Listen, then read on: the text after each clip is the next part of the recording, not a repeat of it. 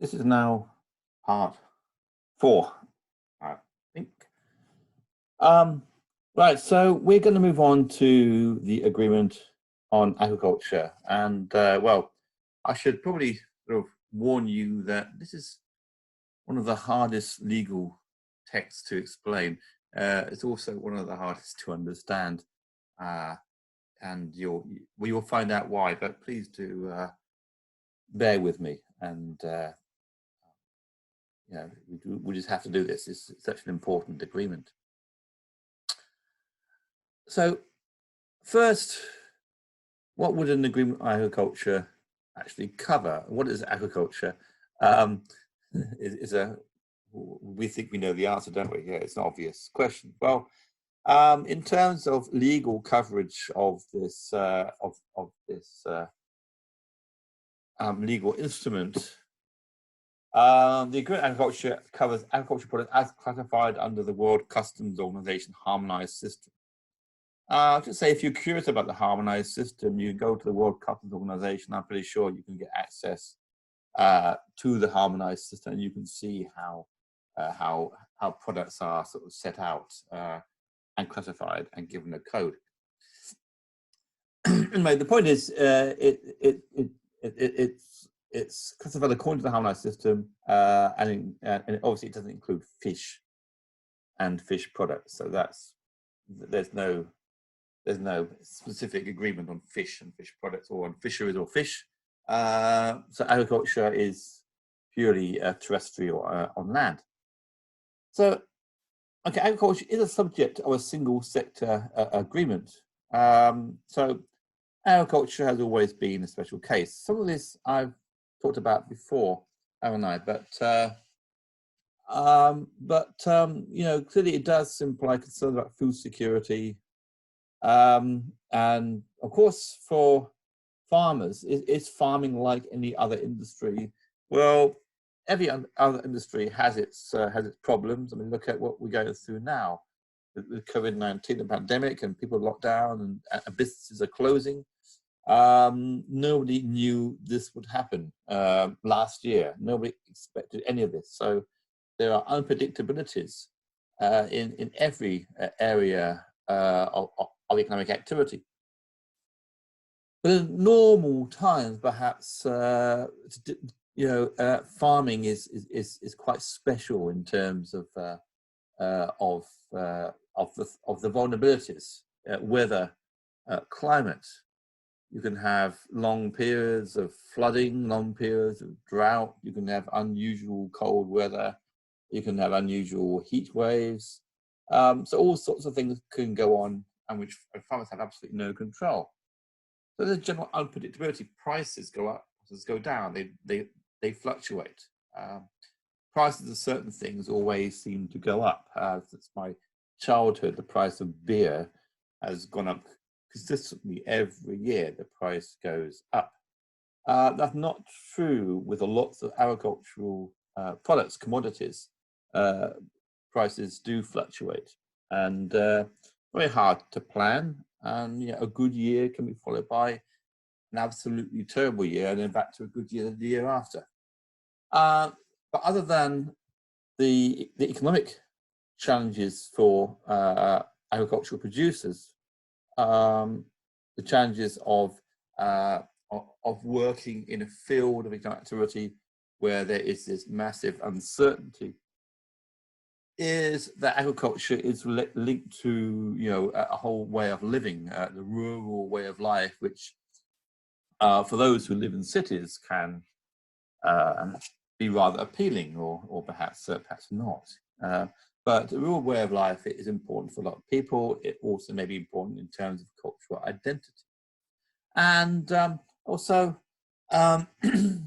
environmental protection. The environment is important to us, and how it's taken care of, how it's looked after, or how it's used in the purposes of economic activity is something that matters to most of us, whether or not we think about it most of the time. And on this, the OECD, the Organization of Economic Cooperation and Development, is an intergovernmental organization that was perhaps the first to think about this, and they produced a document called multifunctionality. So the multifunctional role of agriculture. Now, so if you say that agriculture provides functions beyond purely economic, and provides functions that are not economic at all, such as way of life, cultural identity, environmental protection, then it reinforces this idea agriculture is a special case. Alongside the vulnerability, the inherent vulnerability and instability, also implies that in terms of trade, we should also treat it as a special case. On the other hand, from the perspective of those countries which are, those large countries which are massive agricultural producers, like the United States and Canada and Australia, etc., Argentina, for them, they're inclined to think purely about the economics of this. It's an industry. And for them, it's an industry pretty much like any other. So why should we treat it differently? Agriculture has always been treated as not like any other industry at GATT, basically since the start. If you think about Article 11 of GATT, which is about quantitative restrictions on import and export, which are supposed to be, supposed to be eliminated. I mean, it says there in the title. Nonetheless, they remain in many countries for various reasons, and actually, the United States itself was keen to make sure that Article 11 didn't fully apply to agricultural products, and indeed, the United States in the 1950s actually threatened to actually leave GATT if they didn't have their way.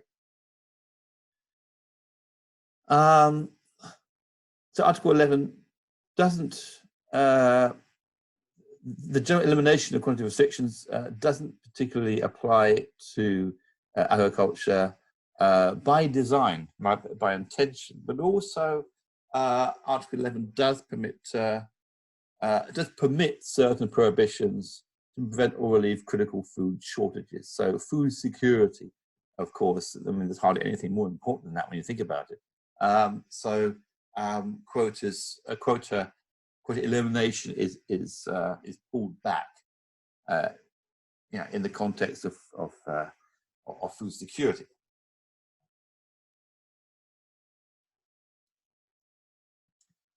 Okay, so developing countries have been protectionist. So developed countries have been quite protectionist for their own reasons, and they've been supportive generally of farmers in a number of ways. They've been supportive in some cases, providing export subsidies so that exporters get paid the market price. But those products are arguably sometimes actually dumped onto other economies, which obviously causes a lot of discontent from importer countries whose farmers then have to compete with artificially cheap agricultural products sent out by the developed countries. Clearly, there's a problem there, and it just seems totally wrong, doesn't it? Price supports also domestically, and import restrictions, not just tariffs, but also quotas.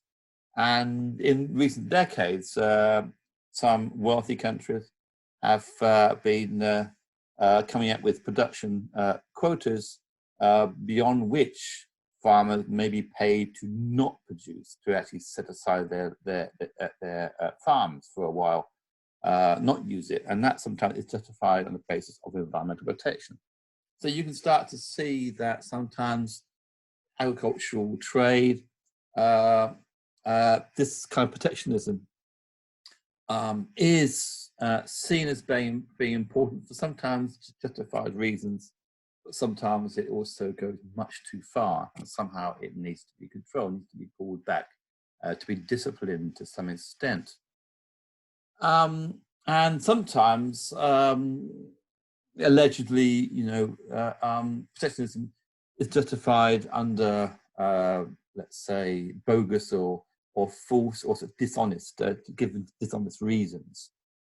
Set aside has advantages for farmers.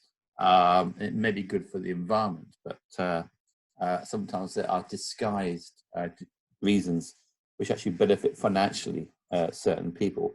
But we are told it's all about saving the planet. So we'll have to be careful, and WTO law is meant to sort of make sure that the flexibilities are not abused.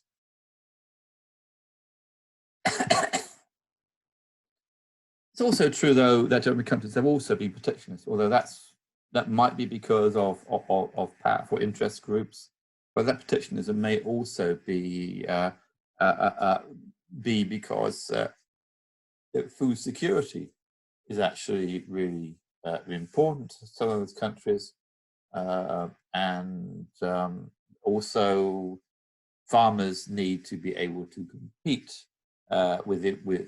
You need to have farmers. You need, and self-sufficiency shouldn't mean in terms of importing artificially cheap farm produce from other countries, because actually these countries often feel we need to have our own farmers making us self-sufficient. We shouldn't be reliant on imports.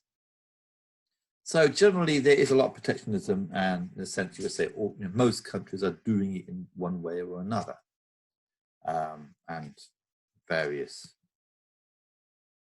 reasons. What are the competing interests? Well, in the 1980s, Australia led a movement of countries called the Cairns Group of Fair Trading Nations, the Cairns city in Australia where they met, and it comprised a number of countries, large nations like Argentina, Australia, Brazil, and Canada, and smaller countries, Fiji and Hungary. But these are countries that wanted more free trade. They saw an advantage in being exporter countries, and advantage from a world where there were not these barriers to their exports. Other countries should be stopped from putting up these barriers to importing from these agricultural exporters. And the Cairns Group quite assertively lobbied for the Uruguay round to include trade in agriculture. And of course, they're skeptical about views like multifunctionality. I don't think multifunctionality goes back that long as a concept, but the idea behind multifunctionality was very much present at the time. Multifunctionalists were not an association of countries. I mean, Cairns Group was an organized group of countries. The multifunctionalists are a number of countries that tend to take a multifunctional perspective, and therefore consider that agriculture should be treated as a special case, and we should provide much more scope for protectionism. And so the Cairns Group are and continue to be skeptical about multifunctionality. They're very much opposed to export subsidies and trade distorting domestic support measures. And they're critical of complex sanitary, phytosanitary and technical measures and regulations. And we're going to look at those sanitary and phytosanitary measures and technical regulations a bit afterwards, after we dealt with the group on agriculture, because it's all tied together, it's all connected. And then India, that's not exactly a multifunctionalist country, but India has its own concerns about food security and the desire to store food during times of plenty, so that India will survive periods of of hardship, such as caused by drought. So a highly contested area, agriculture. And behind the European position was its support for what was called the Common Agricultural Policy, which was, very controversial. So a lot of, European taxpayers' money was spent on supporting agriculture. And much of that support was extremely distorting in terms of global trade and agriculture. So the Common Agricultural Policy set guaranteed prices. Right? So guaranteed prices for domestic farmers for their produce. Guaranteed good prices, of course, means that farmers are encouraged to produce and to overproduce, because even if they produce more than we need, they'll still get paid. Another problem with guaranteed prices is it enables the least efficient producer to stay in business. So it also encourages inefficiency. Meanwhile, the efficient producers overproduce, and we have these mountains of butter and lakes of wine that were stored, and stored for what? I mean, way more than anybody needed. And the European Commission actually paid for these. They paid for their production and paid for their storage, an absolute waste. So either these were destroyed or they were exported, and exported through a scheme where European producers were paid the difference between the European price and the much lower world price. So they also gained from exporting. So this was, I have to say, a terrible policy. Maybe the intentions were originally good, and there's no doubt about it. European farmers do need support to survive. Not just European farmers. That's generally true in many other countries, at least support at certain times. But of course, in many poor countries, the government can't afford to support poor farmers. So think about farmers in developing countries, especially small-scale farmers, who have to compete with European farmers, who do have all the support and who are paid even when cheap food and other products are dumped on global markets. So reforms did begin in the early 90s. So there was an admission, okay, this is too expensive for one thing, but it actually we can't really justify these massive trade distortions and the negative effects on developing countries, particularly, is something that we need to do something about. On the other hand, the EU is concerned about short-term impacts of liberalisation. So we're not ready to liberalise yet either. So we need to do something about this. We're not yet ready to liberalise. The United States, by the way, was also not not as bad, right? But the United States also did provide quite a lot of tax-funded support for farmers as well. So what are the goals of the agriculture? Well, one is to establish a fair and market-oriented agricultural trading system. Okay. Second, to provide for substantial progressive reductions. So in a way, it's a little bit like, it's got one thing in common with the services agreement that we get, in a sense. It provides a framework to negotiate freer trade over time for further ongoing negotiation. So progressive reductions in agricultural support and protection sustained over an agreed period of time. And the idea of doing this is that it does correct and prevent restrictions and distortions in broad agricultural markets. So from the perspective of Europe, let's say, of the multifunctionalists, then they have to reduce protectionism. So what's in it for them? Well, one is that it's not immediate. They haven't got to do it straight away. So there is a period during which they can do it over time, progressively. gradually at the speed that they're comfortable with. But also there is some space for multifunctionality as well. So commitments should be made, it says, in an equitable way, having regard to non-trade concerns, including food security and the need to protect the environment. So clearly the Europeans got some of their chosen language there. Having regard to the special differential treatment for developing countries, so the developing countries get that as well. They get their special and differential treatment as well. So does this mean that there are no binding commitments? Is it all progressive negotiation, liberalisation of time? Does this mean there are no binding commitments? Well, there are commitments in 3 areas. Area 1 is market access, which of course is very important, particularly for the developing countries. Domestic support. It's not to say there should be no domestic support for farmers and agricultural producers. It just means they need to be subject to certain disciplines, especially when they do distort trade. Because not all domestic support does distort trade. And export subsidies, now export subsidies do distort trade. They just do by definition, right? Let's turn first to market access.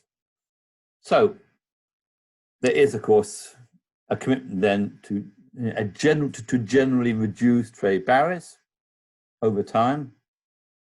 And in terms of border protection, everything has to be converted into tariffs. So if you think about, quantitative restrictions, these are also border trade barriers. The idea is that all border barriers to goods in agriculture should be only tariffs, so all converted to tariffs. And why is that a good thing? Well, it makes things more transparent. It also, I think, makes it easier to negotiate reductions. It's like we are negotiating reductions using the same currency. If tariffs are dollars and quantitative restrictions are euros, let's convert everything into dollars, and then we can reduce by a certain amount without confusing things by, well, how much is a euro compared to a dollar, which just makes things more complex. So tarification can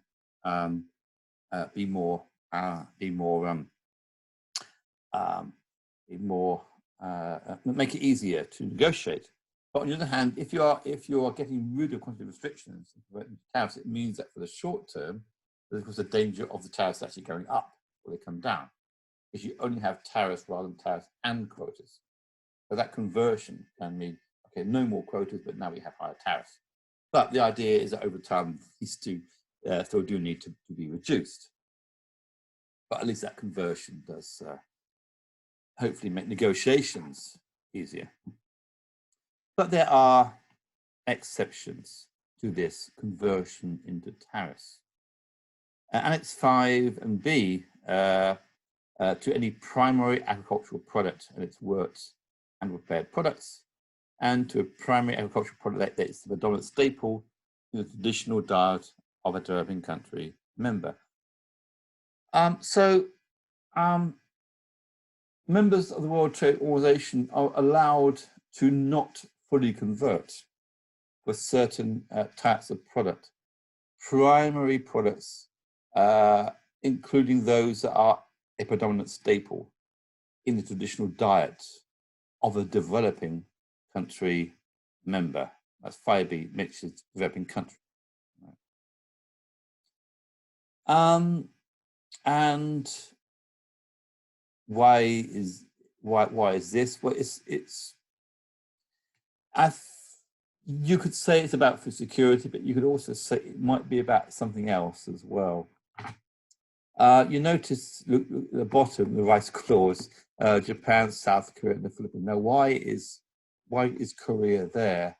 Because I know Korea quite well, having worked there, I can sort of guess with some confidence I'm probably right, is that when Korea went through its massive industrialization.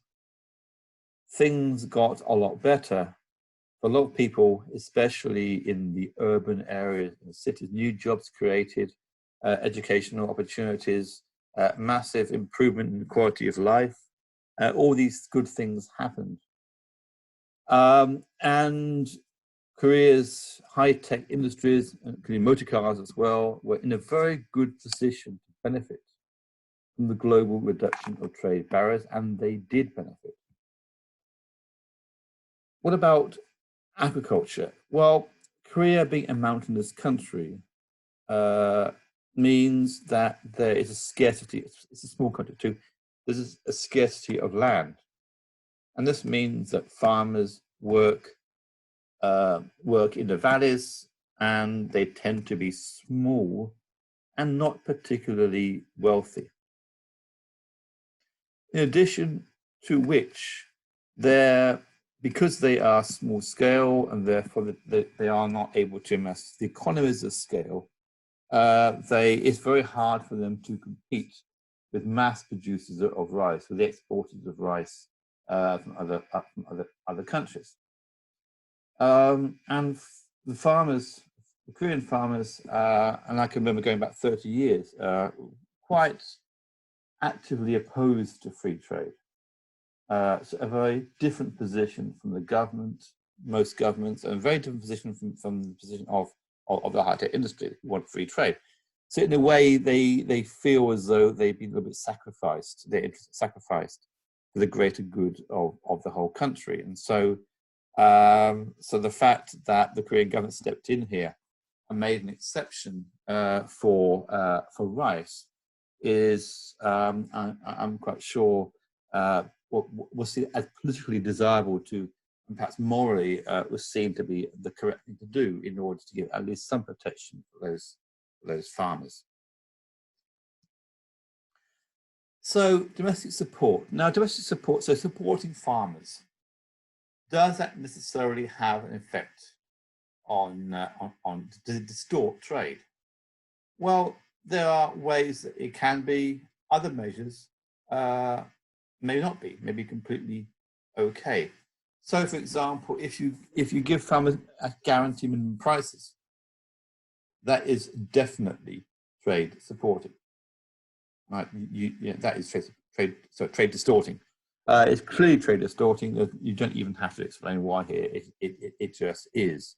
You give farmers guaranteed prices. You're intervening in the market, and that can have effects beyond the country, elsewhere. And the European Union being a rather large and wealthy association of countries, when they do this, it's going to have have global impacts, which are harmful for, well, not necessarily for consumers in foreign countries, but certainly harmful for producers. On the other hand, there are other policies, maybe regional development policies, and environmental and so-called decoupled income support programs. So you can support the income of farmers, right, which are decoupled from price. And in that sense, you're not distorting global trade. You won't be distorting international trade at all. There can be agricultural investment subsidies, which won't be trade distorting. Input subsidies for poor farmers in developing countries are generally considered to be something that ought to be allowed, and themselves are probably not going to have a much significant effect on international trade. Also, domestic support to support producing narcotics, so supporting farmers in Colombia to stop growing coca plants, used for production of cocaine or heroin, opium for heroin in Afghanistan. It's desirable anyway to give farmers assistance in shifting to other crops. But again, these are considered to be mildly or not at all trade distorting. We're talking about trade, of course, we're talking about international trade here. So these measures, these domestic support measures that are not at all trade distorting or may slightly trade distorting, are called green box measures. And you think of a traffic light, green means go. So these are pretty much fine, and these and the current agriculture doesn't deal with these. These are okay, go ahead and do them. On the other hand, some measures to support to provide domestic support are not non-trade distorting. They are trade distorting, and that's a different matter. So those do need to be restrained. Okay, so let's go into a little more detail. So we've gone to green box, and then I'm going to introduce to you amber box measures. Amber box measures. Now amber, well, it's a slightly misleading. So if you see an amber light on the road, what do you go, or do you wait, or do you express caution? Yeah, I mean, I don't know why this is quite a red box measure, but anyway. Now, the point is, when you are negotiating reductions, you have to have some kind of way to measure them, right? Okay. So again, I go back to the analogy of having a currency or a monetary value, right, as a way to, we will reduce this figure down through negotiations. So there is a methodology called aggregate measurement of support. This is a monetary measure which comprises the annual, so it's a yearly figure, annual level of support in favor of producers of a basic agricultural, so that's just as basic, B-A-S-I-C, not S, agricultural product. And this applies to trade distorting practices. So we looked at things like, what's it we went before, market price support, for example. So how much is that market price support? Well, the AMS figure tells you how much per year.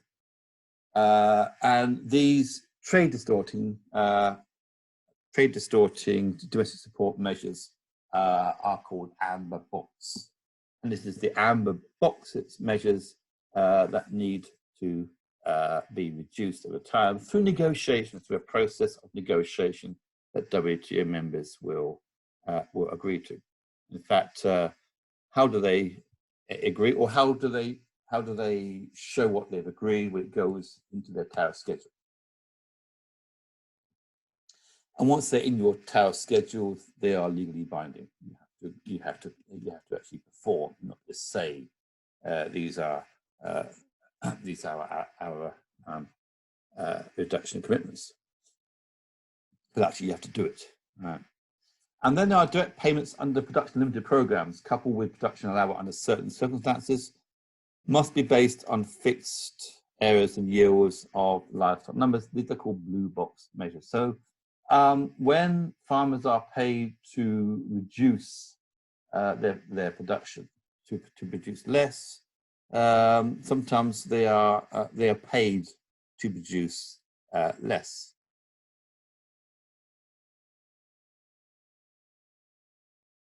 According to fixed areas and yields, these are called blue box measures. Blue box measures. So again, these are part of negotiation. So green box measures are not part of negotiation, but amber and blue box measures are. Now, let's go to export subsidies. Now, these are just trade distorting. They are nothing but trade distorting. So export subsidies, the intention is that these need to be completely gotten rid of, right? They have to be gotten rid of, right? But not immediately again, right? So you undertake not to provide the subsidies other than in conformity with the agreement, otherwise with the exceptions and stuff, and the phase outs and the reduction over time. Article 9.1 lists 6 types of export subsidy. So there's a list of them. So you look at Article 9.1, you'll see the 6 kinds of export subsidy. And whether you're a developing or developed country, you're required to reduce by a fixed percentage over time to be agreed. And this is a binding requirement. So you're required to reduce by a fixed percentage. If you're a developed country, then your reductions must be greater and quicker. Right? So you're given a little more time if you're a developing country. Right. Okay, so that's all I'm really going to say about the agreement on agriculture. So in short, the agreement on agriculture reflects a compromise between not just between developing and developed countries, but also between agricultural exporters and net agricultural importers, and between those wealthy countries that are able to provide pretty large-scale farmer support, and those who don't or cannot provide anything like the same level of support. And where that support is trade distorting, we looked at the ways that it is trade distorting, then those trade distorting measures have to be eliminated, or else, in the case of export subsidies, or else there is a negotiated mandate to reduce these over time. So again, agriculture is still treated as a bit of a special case, but perhaps a bit less of a special case than it was before, because at least it is now in the WTO law, although the fact that there's a separate agreement for agriculture rather implies that it's still not just like any other industry. Let me now turn to two agreements which perhaps have some similarities. And they don't apply exclusively to agriculture, certainly not, although they are, you might say, quite relevant to agriculture, which is why I'm dealing with them at the same time. So the TBT, the Technical Barriers to Trade Agreement, and the sanitary and phytosanitary agreements are really largely about regulation. And this makes me, sort of compels me to say this. Now, in the syllabus, you may have seen a book by Trabilko and Howes called The Regulation of International Trade. And that actually is a very good title for a book, because whether trade is free trade or whether it is quite restricted trade, it is still regulated. And what a lot of people don't really understand is that when you make trade free, you don't make it unregulated. It's still regulated, and the World Trade Organization legal framework is a regulatory system. So, I mean, sometimes people will say, "Oh, the European Union is just over-regulated. There are so many regulations." And of course, yeah, it can be a headache for a lot of people in business, understanding the regulations, etc. Right? But the reason why we have regulations is not at all bad, and we actually need to have regulations anyway, because well, we have to have regulation to stop unsafe, unhealthy, counterfeit fake products from crossing national boundaries. So trade has to be regulated, and harmonization of regulations, which is what the European Union does. It harmonizes regulations where you have the same regulations across countries. This actually does reduce the cost of trade. Lack of harmonization is a kind of non-tariff barrier. So harmonization does make things easier and cheaper once you understand those regulations, and assuming those regulations are something that you can actually work with. So yeah, tariff reductions over the last 50 years, well, 70 years, I think you just actually, now I think about it, have led to this focus on regulatory measures affecting trade in goods. And so, of course, GATT already has, it does deal to some extent with non-tariff barriers, but these two agreements take things a lot further and seek to promote, not to require, but to promote regulatory harmonization.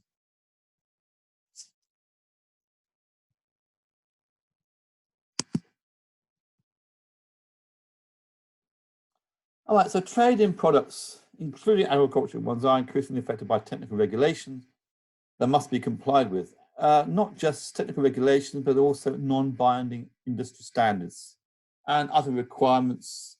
These might be labeling requirements, or these may be actually production requirements on food safety, protection of animal, plant life or health, environment, the rights of consumers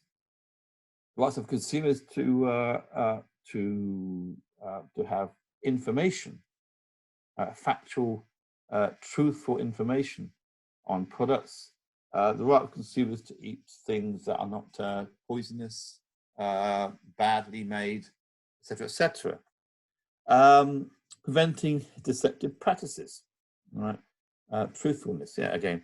Protection, promotion of other societal values and interests. Maybe you, do we want food, products to be made, using slave labor or et cetera, environmentally destructive practices, etc. Right.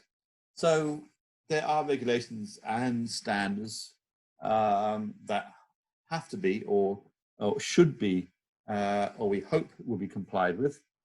So these two agreements deal with these, right? Now, sometimes these standards and regulations can be discriminatory, either by design or in effect.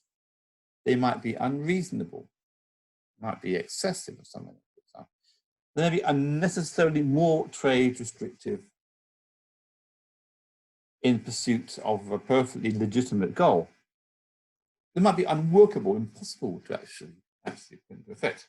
They may be arbitrary. They may defy any kind of logic. They may be almost sort of random, as if nobody really put much thought into how to apply them. And compliance can be expensive and complicated, particularly for small companies, and can therefore restrain trade. Several years ago, I did some technical assistance work for the government of St. Lucia, a small island state in the Caribbean. And I talked to this chap who was a producer. His small company produced mineral water from a volcano in the middle of St. Lucia, the mountains. Now, and so he was selling this mineral water on the island state of St. Lucia. And now, if you go to St. Lucia, it's a wonderful place, but if you go to St. Lucia, if you go to the top of the mountain on a clear day, you can see an island in the distance. That island is Martinique, and Martinique is a French colony, and as such is part of the European Union. And he really didn't know what he had to do to export his water to Martinique. What were the requirements about the plastic he could use? Did it have to be recyclable plastic for his bottles? Where could he get that from? Were there requirements about the content, about purity rules, about the bottling plant? May have been requirements about that, about the labeling, etc., etc. And he really didn't know about this. And so, for him, regulations were a trade barrier. Now, okay, that's an unusual case, and that's not to say there should be no no regulations, no standards at all. I'm not saying that at all. But if standards are and regulations are hard to apply, or you don't even know about them, then it is clearly a kind of trade barrier. Just whether it's people need to know and understand them. So the two agreements stress non-discrimination, harmonization, and transparency. Okay, so maybe that would have solved that gentleman's problems. And must address issues of proportionality. Proportionality, how much is too much to achieve the goal that you want to achieve? And what about science? In what way does science justify or not justify a particular regulation or measure. And all of this is subject to different interpretations, obviously. So let's take the TBT Agreement, which recognized that no country should be prevented from taking measures necessary to ensure the quality of its exports, or for the protection of human, animal, or plant life or health, or the environment, or to prevent deceptive practices. And measures must be subject to being applied in a manner consulting arbitrary, was not being applied in a manner constituting arbitrary or unjustifiable discrimination, as I've already said before. All right. So the scope of application. Well, and the TBT Agreement has to sort of define what it means by these terms. So what is a technical regulation? Well, a technical regulation is a document which lays down production characteristics or the related production and process methods, including applicable administrative provisions with which compliance is mandatory. So technical regulation it's a document. It could be a law, it could be a policy, it could be, in some form, it is a mandatory requirement, right?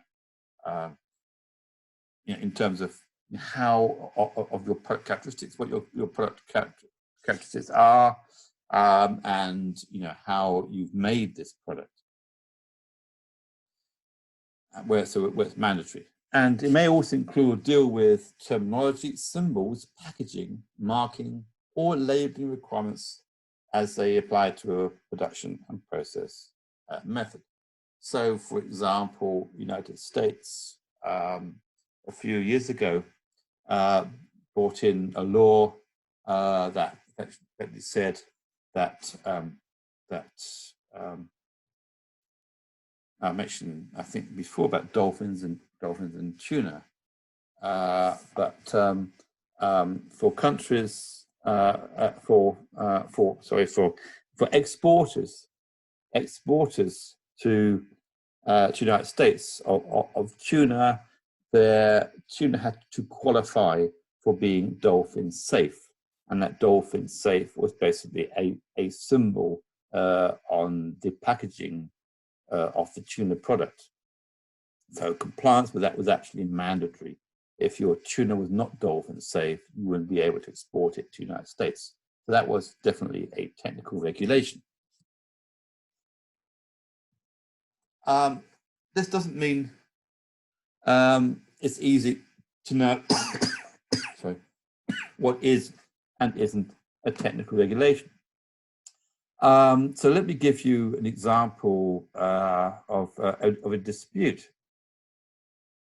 and the question was whether it was a technical regulation or not. Now, asbestos, you may know, is a mineral product. Asbestos is a mineral product that is highly toxic. It is used as a fire retardant. In fact, lots of old buildings have asbestos in the walls to protect the building in case of fire.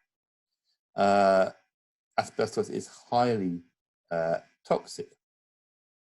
And there was a ban on the importation of asbestos, I think by France. And Canada, which is the country that is the main exporter of asbestos, objected to this. And the question arose is a ban a technical regulation? Right? Now, first to say, a slightly strange decision by the panel, because the panel took the view, one, it's a ban, it is not a technical regulation. The panel also said that it is a like product compared to other fire retardant materials. It's a strange position here because asbestos is seen now by the panel as a like product to other products. Asbestos will kill you if you inhale the dust. Other fire retardant products will not kill you. So in what way are they like products? Interesting question. The ban was actually justified on the basis of Article 20 of GATT, which is the General Exceptions Clause. It was clearly a ban that was intended to protect human health or human life. Right? Anyway, the appellate body overturned the panel view that the ban was not a technical regulation because of the ban. So bans can be technical regulations. So I guess that provides a little bit of legal clarity. There's also another dispute was about was the complaint by Peru in 2002. Now Peru is Peru is despite being in the tropics, most in the tropics, it is a country that has cold water most of the time. The Pacific, the current goes up, and Peru is a producer of fish, including fish that don't necessarily grow in hot countries, and sardines grow. Fish swim in hot countries. So sardines now, and there's a dispute about sardines, and this was a okay. This is basically this is a dispute about labeling, where Peru exported fish that they called sardines, and the EU said these are not sardines, right? In fact, the EU had a different view of taxonomy of biology, saying only one species of sardines can be called preserved sardines, and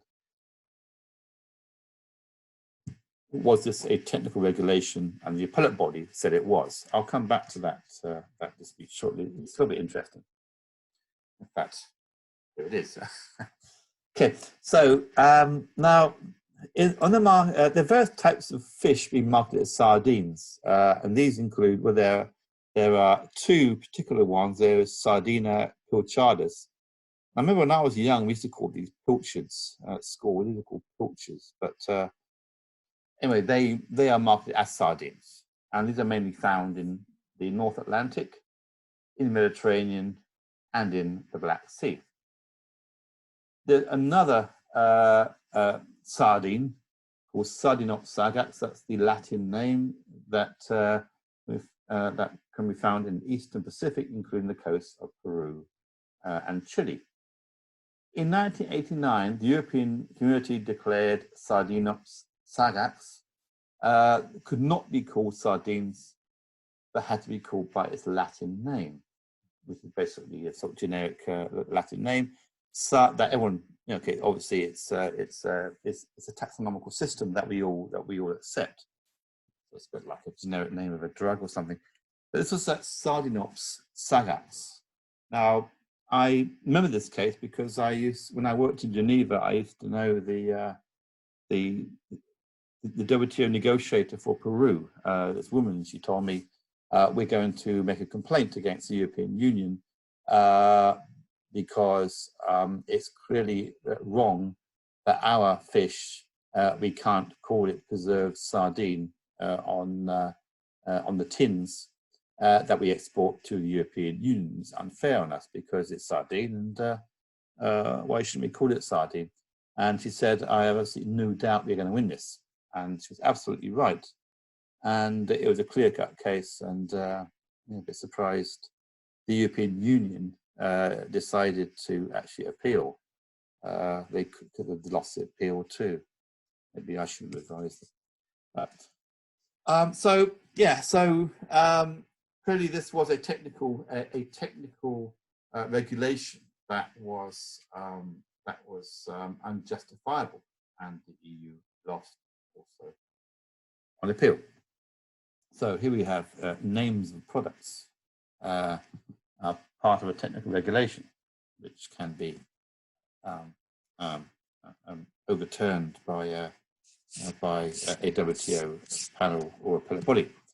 Okay, and then there are also standards. Now, standards, unlike regulations, are not mandatory. So these are maybe rules, guidelines, or characteristics or related production and process methods with which compliance is not mandatory. Well, it could be maybe to do with recycling. It might be that you should recycle, but you don't have to make your packaging recyclable. You should make it recyclable, but you don't actually have to. If it is not mandatory, it's called a standard rather than a regulation. So again, the TBT agreement applies to standards as well. And it also applies, sorry, I should add also that standards may be imposed, well, in a non-mandatory way, imposed by a non-governmental organization as opposed to a governmental one. And compliance may well, of course, be quite good for business because you've shown that your compliance, if you're compliance with the standard that's intended to do good, right, then obviously it can potentially provide you with a market advantage.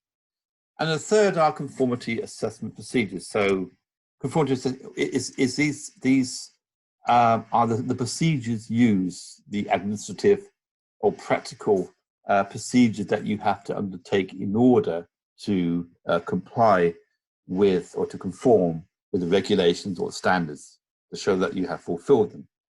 These can be done in a way that are transparent and clear and relatively simple, or they could be unduly complex. If they're unduly complex, it might mean that a complaint against the country that has these procedures could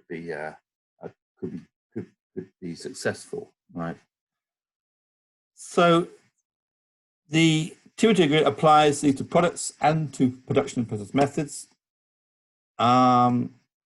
What's not entirely clear is where those production and process methods don't affect the physical aspects of the product. So, for example, if you used environmentally unfriendly sources of energy or use child labor or whatever, obviously these wouldn't affect the physical characteristics of the product. These are non-product related production and process methods. And it's not clear until we have a complaint about this and the panel report that we don't have clarity as to whether the TBT agreement actually applies to these NPR PPMs. So some uncertainty here. So these regulations and standards and procedures are supposed to be based on international standards, except there would be ineffective or inappropriate to do this. So there is a certain amount of leeway for countries to say, well, we'd rather do it this way. We'd rather do it in another way than the international standards. But it must not create unnecessary obstacles to international trade and should not be more trade restrictive than necessary to fulfill a legitimate objective. That is a fascinating statement, all right? What do we mean by necessary? Right, necessary to fulfill a legitimate objective. Is there a less trade restrictive way to achieve the same objective? Right. Okay, so and again, in terms of the discrimination, TBT also MFN and natural treatment also apply, as do like products, right? And we'll come back to US clove cigarettes in a short. Let's actually do it now. Clove cigarettes. Now, okay. Now, what are now cloves are? You probably know they're spices. Cloves are spices quite often used in Asian cooking, like Indian food. Cloves are used to strong flavor. All right. United States, there is a regulation in order to improve people's health in relation to smoking, right? And I shall talk to you now about this case. So this is a part of the Federal Food, Drug and Cosmetics Act, and this act bans cigarettes that contain an artificial or natural flavor or an herb or spice. An artificial, so these are banned, that contain an artificial or natural flavor or herb or spice. Okay. Other than tobacco or menthol. So the idea is that cigarettes with certain things in them need to be banned, all right? Not tobacco, or menthol. Quite a lot of Americans smoke menthol cigarettes or a mix of tobacco with menthol, sort of minty kind of smell, right? And people sort of like that, right? So this is meant to be a regulation that is meant to support sort of public health. But you see the exclusion there of menthol from the ban, and so why is there a ban on menthol? And well, it doesn't take. I mean, if you go to America, you may notice that menthol cigarettes are actually quite popular. I don't think anybody other than Americans smokes menthol cigarettes, but they're certainly popular in America, right? So why was that? Why were menthol cigarettes taken out of the ban? Well, I suppose a cynical view is that there are certain industrial commercial interests in making sure that menthol can still be added to cigarettes to meet demand. So what about clove cigarettes? Clove cigarettes are banned, right? I don't think there's anything to suggest that menthol is more or less harmful for smokers than the addition of cloves. But almost all the clove cigarettes on the US market were imported from Indonesia. So Indonesia suffered, you might say, from this ban, from the failure to exclude clove cigarettes from the exemption, which would have been fine, but because menthol was for no obvious logical reason other than politics, interest group parties, etc., that was excluded from the ban. Then, and these are like products. Once you establish these are like products, then you can see that there is a likelihood that if the United States can't actually justify allowing menthol but not cloves, and that's something that state was not able to do. So the effect, whether it was or not what the intent was, and I suspect the intent was also rather questionable, but certainly the effect was a discrimination, an MFN discrimination against Indonesia. So Article 2.1 of the TBT Agreement says members shall ensure that in respect of technical regulations, products imported from the territory of any member shall be accorded treatment no less favorable than that accorded to like products of national origin and to like products originating in any other country. So clearly this was an MFN violation on the basis of Article 2.1 of the TBT Agreement. So the United States lost this one on appeal. Okay, so let me go over to the SPS agreement. Now, in some ways, these two agreements are rather similar, right? But because the SPS is exclusively linked to health and to the agricultural trade, it was decided to carve this one out and have it as a one-off separate agreement, separate from TBT. And it does have this close link to agricultural trade. A good example, perhaps one can think of the stakes involved here, the economic stakes involved with sanitary and phytosanitary measures. So sanitary means health. Phyto is it's Greek for plant health measures. Why is why is this so commercially significant? Well, a good example is the European Union having strict rules on the content of aflatoxins in cereals and nuts.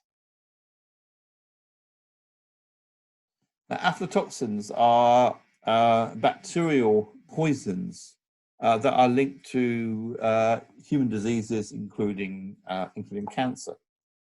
But aflatoxins in tiny amounts are perfectly safe. So there is a safe limit, right? And that's safe. That within that safe limit, to humans eating the cereal, the nuts are not going to be harmed in any way. Now, the European Union has its own standards, right? Its own standards, how much aflatoxins is safe, right? And the European Union is quite strict. Is the European Union right or wrong? I have no opinion either way, although obviously it's good for us to be safe, to have safe food. But I don't really know myself what is appropriate. But what I would say is that Codex Alimentarius, and Codex Alimentarius is an institution established by the Food and Agricultural Organization of the United Nations, the FAO, and the World Health Organization, which looks into safety standards for food. And Codex is a science-based organization that comes up with its own standards. And generally speaking, there's quite a lot of deference of respect for these standards by countries around the world. They follow the standards of Codex. And Codex is actually referred to in the SPS agreement, so it has that legitimacy to WTO members. Now, the European Union standards are stricter than those of Codex. And whether or not that's right or wrong, I say I have no opinion. But if the European Union decided to adopt the Codex standards, which are more relaxed, less strict, that would increase trade by $12 billion a year. Global trade will be increased by $12 billion a year just by the EU adopting the Codex standards rather than having its own stricter ones. So the basic principles of SPS, countries have the sovereign right to take SPS measures. They have the obligation to take only those measures that are necessary to protect human, animal, life or health. Necessary, again, that interesting word. There's an obligation to take or maintain only those measures based on scientific principles and on sufficient scientific evidence. Come back to that shortly. There's also an obligation not to adopt or maintain SPS measures that arbitrarily or unjustifiably discriminate, constitute a disguised restriction on trade. We've done it for like insincere purposes.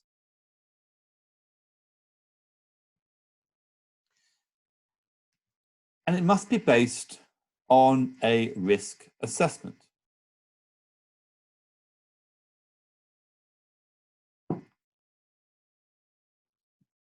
Still leaves some vagueness, right? Risk assessments are, well, we try to make them as objective as we can. It's not always easy. And as the facts change, the risk assessments have to change with them. Things that we thought were safe turn out to be dangerous. Things we thought were dangerous may turn out to be safe. In this particular case, Japan Apple's 2003, it did provide some useful, perhaps, guidance in this respect. It held that for evidence to be science, it must be gathered through scientific methods and evidence, not just scientific information. So you must apply scientific methods, right? It must be scientifically produced. Does that necessarily help?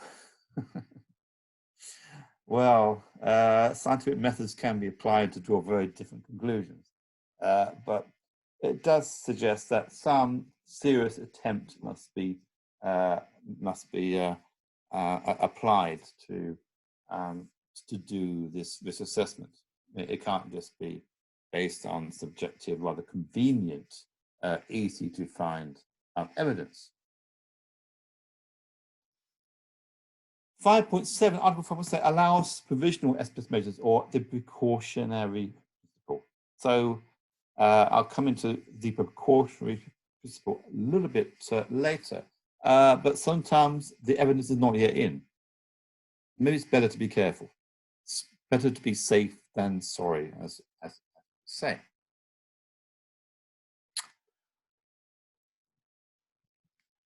Okay, so let's look into this whole science thing as well. And a question that I would like to have asked you if we'd been together in the room together, right, face to face, which I wish we were. But of course, is science everything, right? What about human values, right? Are we entitled to be illogical? Does it mean our views don't necessarily count? Right. Let me give you an example, all right? It's a bit different, but I'm just encouraging you to sort of think these things through. Stem cell biomedical research, right? Up to now, most of this research requires the destruction of human embryos that are less than 14 days old. The promise of the research is that it can regenerate human bodies, such as people who are paralyzed by dead nerve cells, dead neurons. These neurons could potentially be produced in the lab through this research, and they could make the paralyzed person maybe walk again, right? All sorts of other medical applications. Now, if you are a patient waiting for a treatment, you may well take the view, well, I mean, a human embryo less than 14 days old, it has no brain, it has no sense, it has no feeling. It's being used to help people, right? What's wrong with it? If you are, I don't know, a Catholic, you know, if you are, you know, the Pope, right?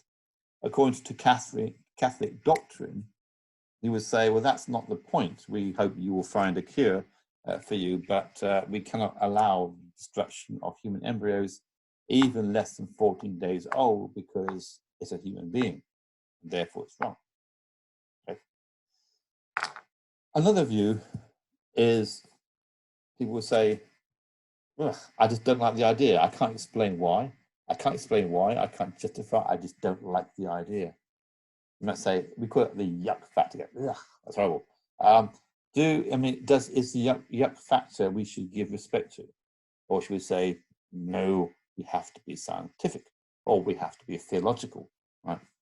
So values can come into conflict, but values do help to drive markets. Right? So we can't avoid the fact that values are important. Genetically modified food. Do I want to eat genetically modified food? A common view is to say, well, I'm not a scientist. I can't prove it's dangerous. I can't prove it's bad, but I just don't like the idea. And either one, I think it should be labeled so I know I can make a choice of buying non-GM food, or we should ban it. from a perspective of a country, of a company that is the producer of GM seed, they will say, actually, but people are being ridiculous here. This is just silly, right? Just telling people it's GM is not helpful. It just encourages them to be irrational and silly, right? And anti-scientific. So therefore, not only should there be no ban, but actually there should be no labeling either, because this information just confuses people. It just makes people fearful of things they shouldn't be frightened of. Okay, so science in the SBS agreement. TBT doesn't go into science. SBS does, and a lot hangs on science in the SBS agreement. So clearly, as I say, values do shape markets. It's not just science, but rules that accommodate values could, of course, constitute non-tariff barriers. So, you know, adverse human values or adverse to the trade of the good, irrespective of any actual bans or legal measures, could themselves be non-tariff barriers in the same way you might say let's buy only British products, right? Let's support British industry. If that becomes a common campaign and people adopt it, then that is itself also a non-tariff barrier. Or let's not buy Chinese. Right? A non-tariff barrier if that becomes part of a sort of movement. Yeah. Not that I really support these campaigns, but there we go. Except maybe extreme case. So, and if you think about genetic modification, North American regulation focuses on the product and says that the product is substantially equivalent to the non-GM equivalent, so therefore all occupied with process. And obviously the process of producing GM is completely different from producing non-GM. Let me just go back to the share. I'm not sure what happened here.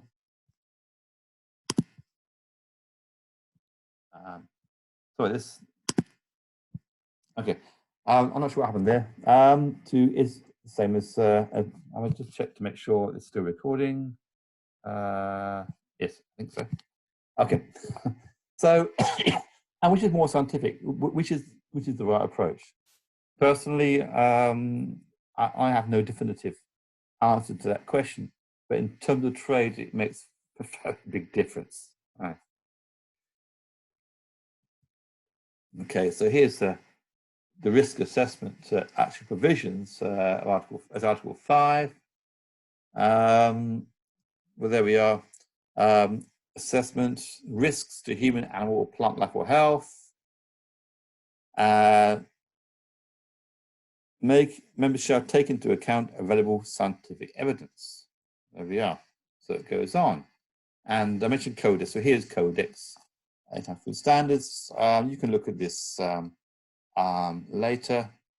Codex is important. It is, I say, referred to in the SBS agreement. And if you are consistent with Codex, that's likely to reduce the risk of you being brought before a WTO dispute panel because, well, you're compliant with international standards. So you're safe, whereas maybe the EU might be less safe in terms of aflatoxins from a challenge because it deviates from the international standard and therefore would have to justify its stricter standards on the basis of whether it is necessary to do this on the basis of science.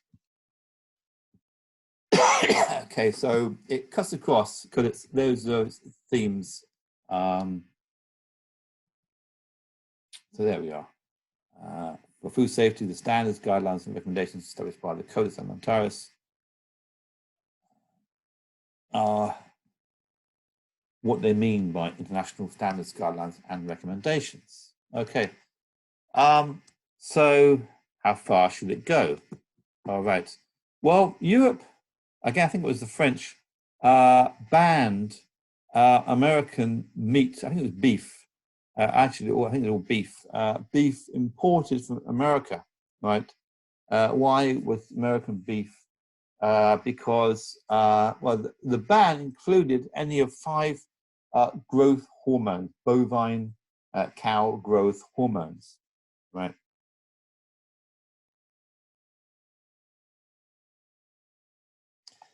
And basically the EU position on this ban was that it was based on a risk assessment that they did, and besides which they said the precautionary principle is part of international customary law. The EU, the US disagree with this, and Canada partly disagree, but they said, well, it's emerging, but it's not yet part of international customary law. So basically, the EU position was that 5.7 can be broadly interpreted. 5.7 is about the precautionary principle, and it overrides Articles 5.1 and 5.2. The appellate body did not agree with this. So the appellate body took the view that, in a sense, the EU was misinterpreting and broadening the extent and the legal power of the precautionary principle, and that's to justify giving that priority over Articles 5.1 and 2, which was to do with the risk assessment. Now, so in fact, it appears as though there is no harm to humans from eating beef from cows that were injected with growth hormones to help to make those cows grow bigger more quickly, to save money, obviously, for the cattle owners or the cattle farmers. So you might say, well, that's fair enough. On the other hand, I ask myself, do I want to eat the beef of cows that have been eating grass their whole lives in a field, and they've lived a good cow's life? They haven't been injected with things to distort their natural growth. I might say, actually, I would rather not eat cows that have been given these hormones. Why? Because I think cows should have a normal, a normal life until they are slaughtered, I might say. So does this really have to be based on the risk assessment? Can't I at least know? Can't I at least that they label this this beef American beef, and then I'll just have locally produced beef instead, and American beef? So how much information should because I mean, actually giving consumers information, it's obviously less trade restrictive than having a ban, but is that information actually useful for the consumer? It is useful for the consumer who cares, but not useful for the consumer who's not interested anyway, right? But these are things to think about. Right? Okay, back to sardines again. All right, just to add a little bit of clarity here. According to Codex, sardines are either Sardina cruchatus or you can call X sardines of a country, area, species, or common name of species in accordance with law and custom of country in which product sold, and in manner not misleading. Misleading the consumer. Sorry, not consumer. The consumer. Right.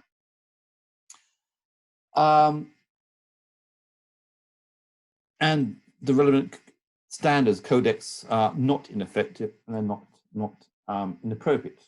So X sardines of a country, so that would include Peru. So sardines are the kind of sardine that comes from the Pacific, right?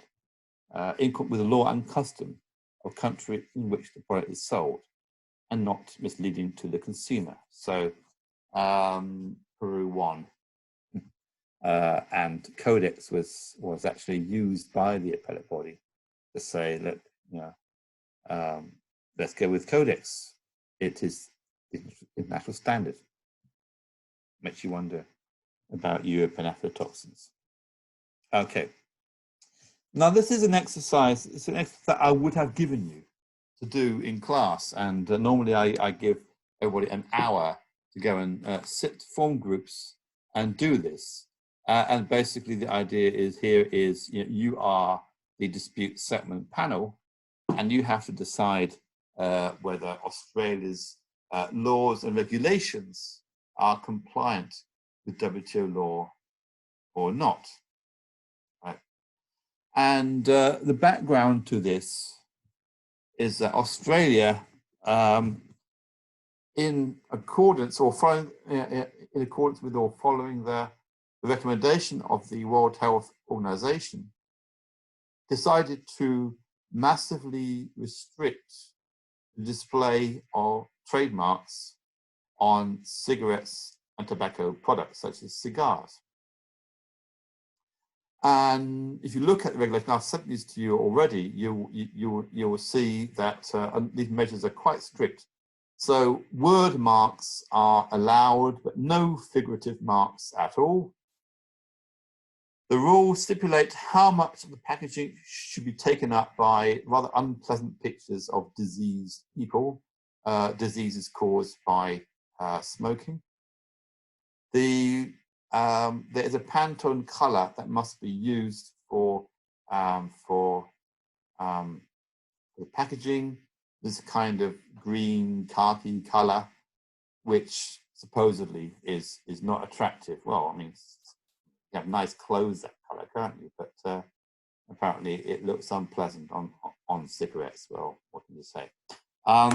So 5 countries complained, and you see from the syllabus where I put down all the WTO law provisions, which are TRIPS, TBT, GATT. In TRIPS, there's trademarks, but there's also for some countries, the geographical indications. So if you feel like doing this exercise, right, maybe what you could do is sit down for a while, look at the documents, and maybe write a page as if you are the panel, and on that page explain why. Well, okay, first, what provisions is Australia allegedly in violation of? Is Australia actually in violation or not, and why? So in a sense, you write a 1-page panel report, right? This is a good exercise because it helps you to understand the provisions of WTO law and apply them to a real case, which is a country's regulations, which are obviously meant to pursue actually public health goals, which are, 1, to reduce smoking and deter people from starting to smoke, particularly young people. One important thing to consider again is this test of, is it necessary? Is it necessary? Is there a less trade distorting way to achieve the same goal? We might say a ban on smoking completely, right? Could be done. That might be a better way to reduce smoking. But of course, it is more trade distorting because it is a complete ban. Right? This is not a ban, right? This is a reduction in the opportunity to brand your products as a way to reduce the sales of this product, of these types of products on the market in Australia. It's interesting to note, while I'm talking about this, it's interesting to note, I think, that first, that cigarettes are obviously quite dangerous products with no health benefits. And you might say, well, there's marijuana, there's cocaine, there's heroin. Heroin has health benefits for seriously ill people, only for those people, right? cocaine, I don't think it has any health benefits that I know of. Marijuana, apparently, it does also have genuine medical benefits. Tobacco has none at all, and yet it's not actually banned. That's an interesting question. That takes us beyond trade law. But the other thing to mention, of course, is that you might say, perhaps a bit cynically, that some countries, some governments are actually quite addicted, not to cigarettes, but addicted to the revenues, the tax revenues that they get, because cigarettes in a lot of countries have a high sales tax imposed on them, and that sales tax being so high actually is quite a significant source of revenue for quite a lot of countries. So if you want to do this exercise, I would say give yourself an hour, just an exercise by yourself. Look at the documents, look at the Australian documents, look at the provisions in question. I've reproduced all of those on the syllabus which you were sent earlier. Have a think about it, and see if you can. I mean, I'm not gonna look at what you've written, unfortunately, but which I would do if you were in the class, because what I would get students to do in the class would be actually to present on behalf of their group, their findings. You are the panel. If you do that, I hope you will do, and afterwards, what you might want to do is go onto the WT website and have a look at the actual panel report.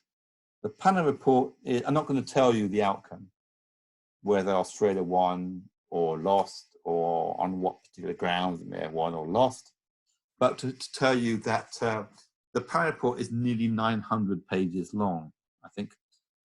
So I wouldn't recommend you spend your time reading it, all right? But it won't take you very long to figure out who won the case. But have a look at that later, right? Now, on that point, well, this just shows how values have changed, doesn't it? More doctors smoke Camels than any other cigarette. Behind that, actually, is 19. Can't read it. I think 1952. This is a study by Richard Dole and Bradford Hill. Richard Dole and Bradford Hill. I once sat at. Many years ago, I sat at a table having lunch in a college in Oxford, and this very, very, very old man came and sat down next to me, and I wondered who it was. And my colleague was said, "Oh, that's Sir Richard Dole." So there he was in front of me. He was very, very old at the time, very, very tall man, and of course, well, I realised who he was. He's a very famous scientist, but he and Richard Dole and Bradford Hill, and this article was, I think, the actual article that they used. They showed that there's a very, very strong link between smoking cigarettes and lung cancer. That was his life's discovery. He made that link. That was known about a long, long time ago, right? So we've known for a long time that cigarettes are dangerous, and actually some of the advertising for cigarettes took place after that was known. Anyway, enough of cigarettes. I'm glad to say I've stopped myself. Okay, so there are some details. You can have a look at that in your own time. So yeah, so have a look at that. I summarized all the essential aspects for you. So have a look at that, and you can do that work by yourself if you like. Okay, I think I'm going to stop now, and we're going to go on to part 5. Well, I'm going to record that shortly. Of course, you can have a break for as long as you like. All right, stop recording.